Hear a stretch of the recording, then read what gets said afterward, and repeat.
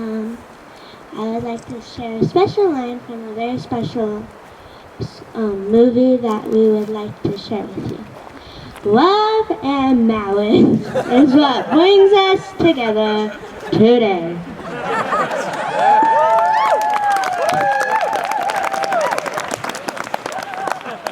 For those of you who don't know, Allie and Wes met at a conference in this area. Allie flew in from Alaska, where she was living at the time. Allie called on her way home to say she had met someone who was different from any man she had ever met.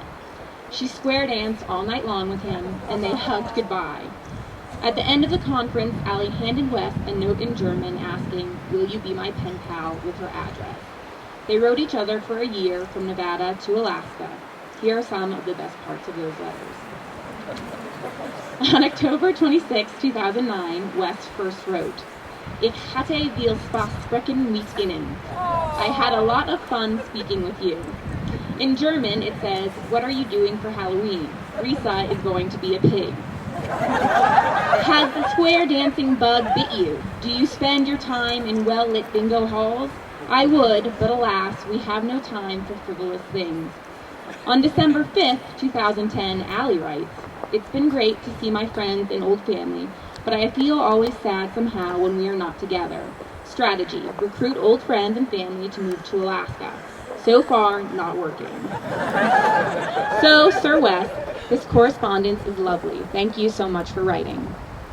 Wes, December 20th, 2009. I really appreciate the artistic way you write German. I think you are pioneering a new dialect. Allie, May 2010. Wes, your birthday present was the best I received so far. It's also the earliest, but really I had a great time listening to it. I have a terrible thing to confess. I rifled through your letters and to find your birthday, but I couldn't. I fail.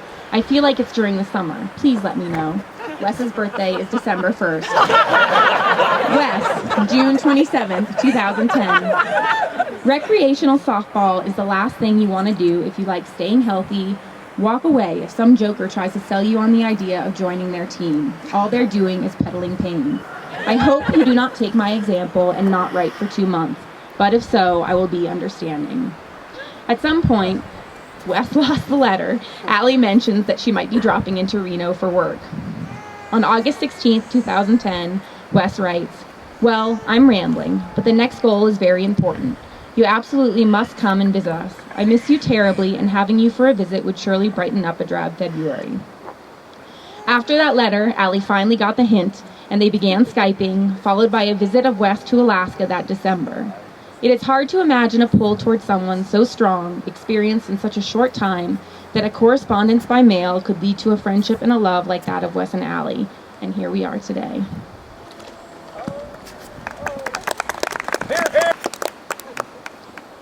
Thank you. Thank you so much for coming out, and really just want to say sincerely from the bottom of my heart, I know that everybody who knows me, sometimes I probably don't tell you enough how much I appreciate all of your love and support, and I'm so glad that you are all here right now.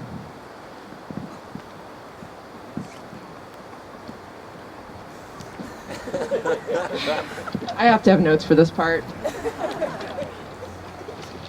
Wes, you showed up for our very first Skype date wearing a suit jacket, denim cutoff shorts, and a skull and crossbones t-shirt that you got at aforementioned softball. You always know what's right for any given moment, and you show up prepared. You also wrote, while we were still writing letters, that in your "damn the torpedoes, I can move anywhere in the world because I've become Ernest Hemingway magically" scenario, you would like to move to Spain because of the Basque. You would move to Isle of Skye for the whiskey, or you would go to Chile for Patagonia. You have an amazing sense of what's possible in the world, and that's always comforting and inspiring to me. When we wanted to first meet halfway between Reno and Anchorage, when we were discussing that over Skype, where it might be nice to meet, we talked about a random place in Canada, which we decided was probably not going to work out logistically, but we will probably be driving through next week on our honeymoon on the way to Alaska. Our sense of what's possible is somewhere where we always meet halfway, and I really value that about our relationship. When you did visit in Anchorage and we went cross-country skiing, you pretty much immediately started going faster than me, even though you'd never done it before. Your sense of grace and your agility and speed is something that's constantly challenging both of us, and I appreciate that, even if I have a little bit of inferiority complex about that sometimes. When I visited you in Reno for the first time to access something that they call a trailhead here, which is something I'd never seen during my upbringing in Massachusetts in the mountains of New Hampshire, you just go on some of these most terrifying, rutted dirt roads, but the car didn't tip over and we didn't die. And that was my first experience of trusting you. In your condo in Reno, I saw pictures and snippets from my letters to you, which were much the same as the snippets that I had from you that I had in my condo in Anchorage. Our love of each other is very day-to-day, matter-of-fact in a really good way, and I love that we're able to express that to each other. When I moved to Reno and you took me camping in the Santa Rosa wilderness, which is when I fell in love with Nevada and saw that I could move here, you packed out other people's trash and you didn't say anything about it. You often don't take credit even when it is due, even during some of the tougher parts of our relationship. You, Risa, and I went on vacation where we drove up the Oregon coast. Raccoons tried to break into our cooler. Yeah. Half of the sand dunes jumped into our car along with our sneakers. And after dinner one night, Risa said that she'd had the best spaghetti of her life. Then we listened to Master of the House from Les Mis for the 25th or the 50th time while watching the sunset. But you and Risa are always present during moments of your lives, which is one of the most important things that I could have hoped to find in two people. You wrote me a Mad Lib for Valentine's Day. Who could ask for a better Valentine? You only want to go on uphill runs in the dirt, again with constantly challenging yourself and challenging me. You are a good square dancer, and you showed me how to foxtrot in all seriousness. You are surprising and delighting me all of the time. I'm amazed every single day that we're together, and every day I love you more.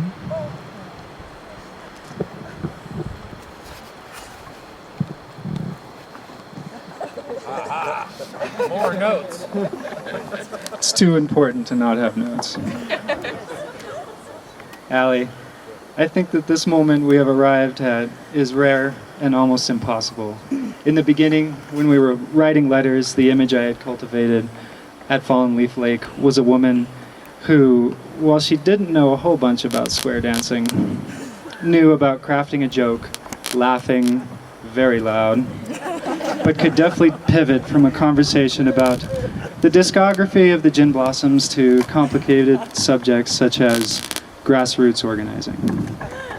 At the conference's end, when we parted ways on the stairs at Stanford Camp, and you gave me your address, and I gave you a Wild Nevada calendar, I made a highly witty remark that we were conference best friends.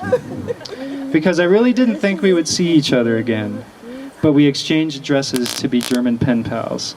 At the conference's end, or later, while we unwittingly pre-corded auf Deutsch, every letter was a small joy, and I worried that every letter would be the last, that our physical distance was too great to sustain our correspondence.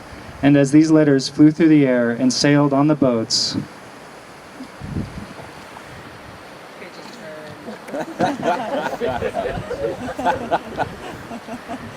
c'est la vie, I began to value your style, not only in music and food and parrots, but how you are so good about intentionally walking through this world with your chin high and never giving up on what you believe is true and right. I know that Myers-Briggs has a set type for each of us. Come on, we're from the nonprofit world.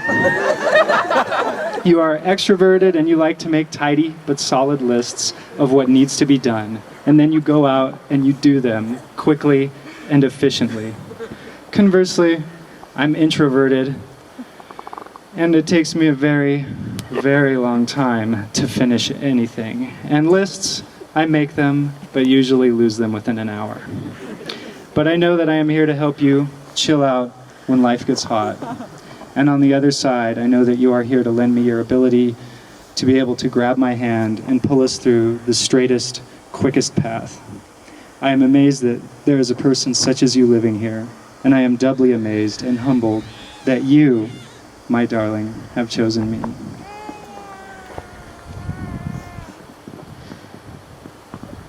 Hear, hear. All right, that was beautiful. Thanks, guys. First off, I want to kick it off by saying thanks for everybody for coming out. On behalf of the whole wedding party, we appreciate the beautiful afternoon we've had. Slightly balmy, but quite nice. And anyway, I'm Wes's brother, in case you haven't noticed, and I've been given the honor of officiating the wedding tonight. And Wes and Allie wanted me to say a couple things about myself, how we came to meet, and what family meant to me, and I thought that was pretty cool. It's pretty important. The reason why I think they did that is because Wes and I only reunited a couple years ago. I was adopted at infancy, and although we didn't get to grow up together, fortunately we did reunite and got to continue a relationship, even though not it being at birth.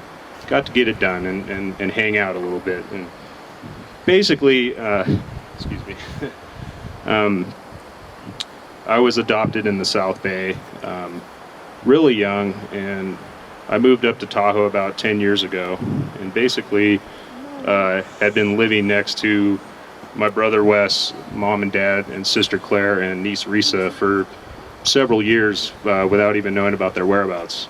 And the irony of it all is it was a long time, really, just right down the road.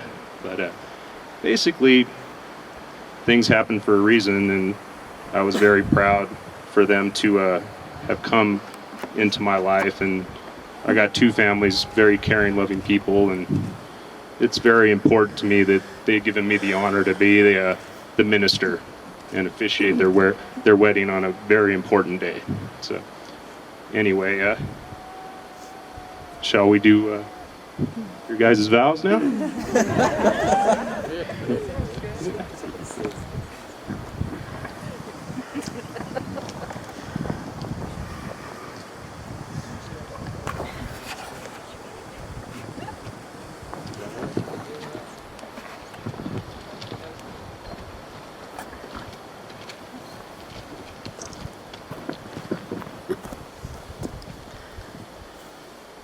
Okay.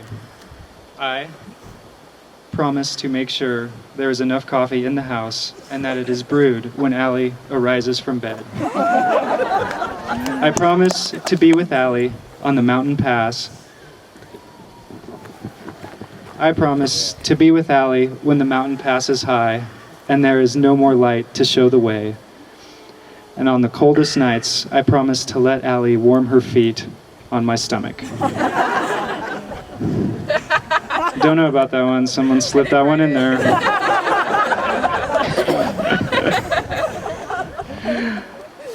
I promise to meet Allie at every finish line, no matter if she is the participant or the spectator. I promise to never turn off Africa's Toto when it magically appears on the radio.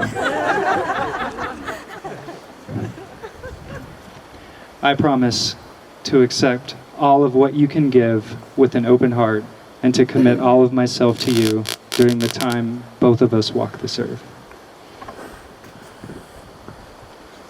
Wes, I promise to clean my feet when we've both been running in the dirt before we get into bed. I promise to take you out for laughs and a burger when it's been the darkest December and we both really need a laugh.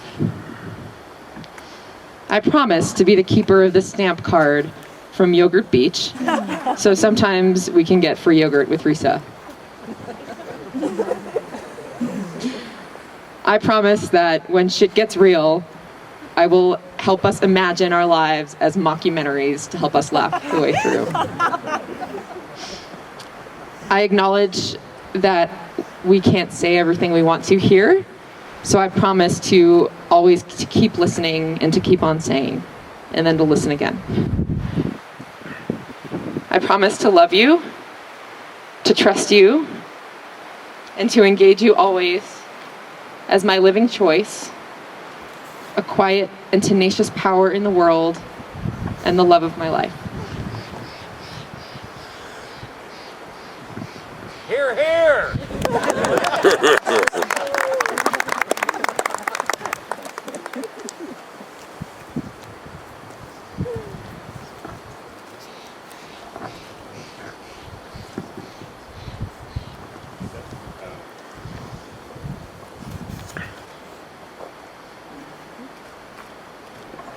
I now pronounce you husband and wife.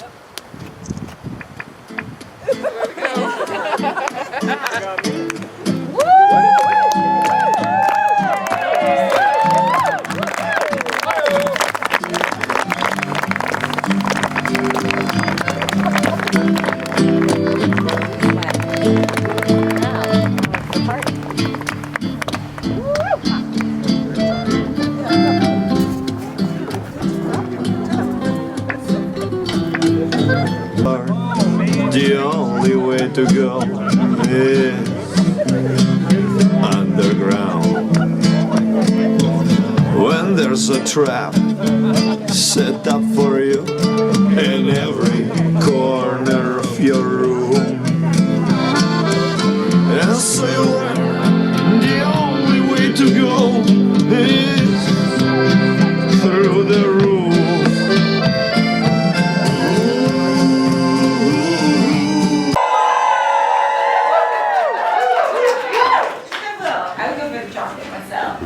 Margaret recommends slicing chocolate. I like that. Yes, it's chocolate. Chocolate. Happy birthday.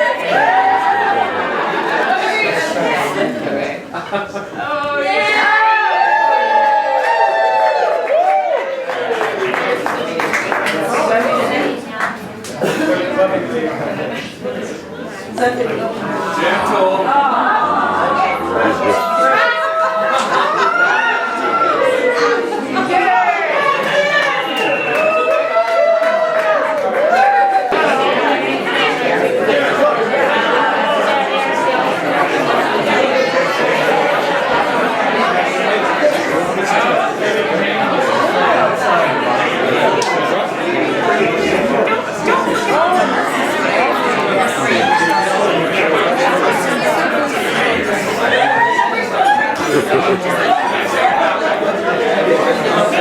Can you send videos?